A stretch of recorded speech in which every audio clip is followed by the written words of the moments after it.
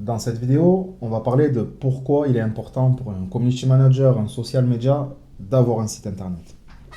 Cette vidéo elle m'a été inspirée de l'article du journal du CM. Le journal du CM, c'est un blog hyper connu tenu par Laurent Bourg.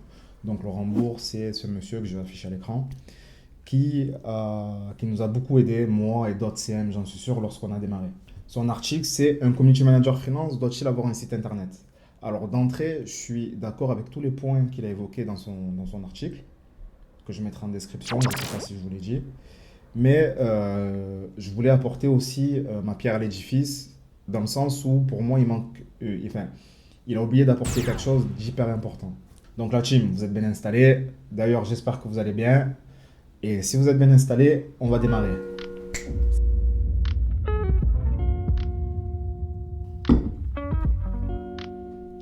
J'ai coupé la clim pour faire cette vidéo. Il fait hyper chaud à Marseille, même s'il fait pas beau, il fait hyper chaud.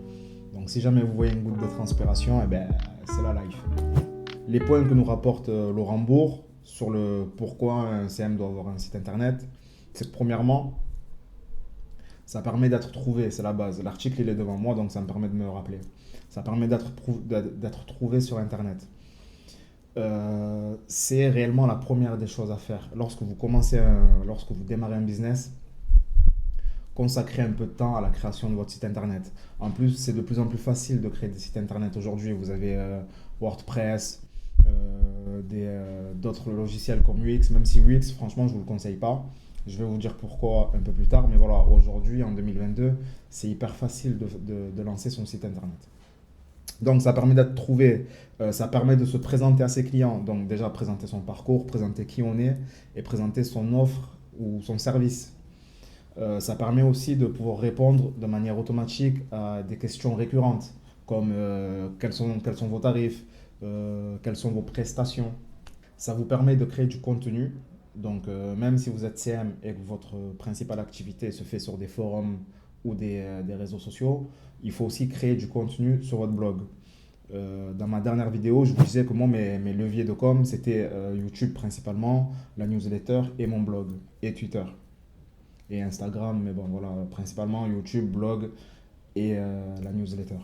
Alors la petite astuce quand vous démarrez, c'est de vous positionner sur des mots-clés de longue traîne. Je vais vous prendre un exemple. Admettons que vous voulez vous positionner sur le mot community manager, c'est un mot qui est très concurrentiel. Je vous conseille de créer des articles pour commencer qui répondent à des questions liées à votre cible aussi, important. Si je reprends mon exemple, lorsque je travaillais avec les politiciens, je faisais des articles du style comment créer une communication politique performante. Enfin, je sais plus, j'ai plus les articles, mais voilà.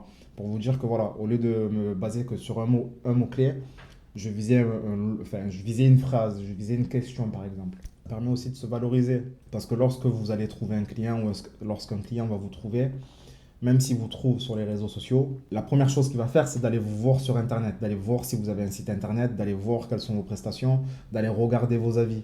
Est-ce que je peux faire confiance à cette personne? Est-ce que je peux confier ma communication à ce CM qui vient toquer à ma porte, par exemple? Donc voilà, il y a une phase sur les réseaux sociaux où le client va vous découvrir peut-être par votre contenu, mais le client va vouloir en savoir plus sur vous. Et généralement, si vous n'avez pas un site internet, si vous n'avez pas de- d'avis Google, je ne dis pas que vous perdez le client, mais c'est un peu plus compliqué. Autre point intéressant, un site internet va vous permettre d'avoir un portfolio aussi.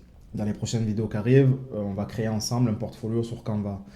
Un portfolio, ça vous permet de présenter votre travail. Quelles sont les entreprises avec lesquelles vous avez travaillé? Quelle a été la mission? Est-ce que la mission a été réussite? Est-ce que la mission a été, est-ce que la mission a été un échec? Pourquoi? Enfin voilà, un portfolio, c'est un document. Dans la phase de prospection, c'est un document hyper important. Et on va le créer ensemble. Donc voilà ce que nous dit l'article. Et selon moi, ce qui manque à cet article, qui est vraiment déjà bien fait, je trouve, c'est que les réseaux sociaux ne vous appartiennent pas. On l'a vu là très récemment, et moi c'est ce que je dis toujours. Ne consacrez pas toute votre énergie aux réseaux sociaux parce que si demain votre compte, par exemple mon compte YouTube ou votre compte Instagram, votre compte Facebook saute parce que pour X raisons vous ne répondez plus aux critères de ces plateformes-là, vous avez tout perdu. Donc, vaut mieux quand même investir 75% de son temps dans la partie communication à son site, à sa newsletter, à son blog. Ça, c'est des trucs qui vous appartiennent. À moins qu'Internet se casse, ces choses-là seront toujours à vous.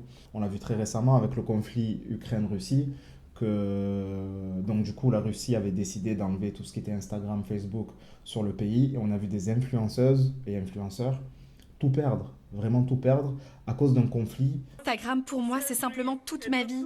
C'est mon âme. C'est ce avec quoi je me réveille et je me couche tous les jours depuis ces 5 foutues années. Elles ont tout perdu, tout ce qu'elles ont créé sur Instagram. Instagram était vraiment leur source de revenus principale, et elles ont tout perdu. Dans cette vidéo, le conseil que j'aimerais que vous compreniez, je suis désolé, la vidéo elle n'est pas scriptée.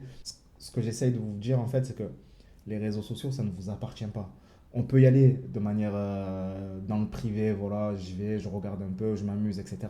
Mais lorsque vous décidez de devenir professionnel, d'ouvrir un business, consacrez-vous en premier à des choses qui vous appartiennent. Donc un site internet, un blog, une newsletter, et ensuite positionnez-vous sur les réseaux sociaux. Je ne vous dis pas de ne pas le faire, de ne pas aller sur les réseaux sociaux, parce que enfin, je veux dire, c'est ce que j'ai fait pendant X temps, c'est mon taf, donc voilà. Mais en tant que freelance, ne consacrez pas toute votre communication sur les réseaux sociaux. Donc voilà la team, c'était une petite vidéo comme ça, je voulais donner mon avis. Vous, n'hésitez pas à me dire ce que vous en pensez, parce que c'est hyper important aussi que j'ai un retour, que je ne sois pas seul à parler. Et voilà, sinon portez-vous bien. On se dit à la semaine prochaine et n'oubliez jamais, celui qui ose gagne. Peace.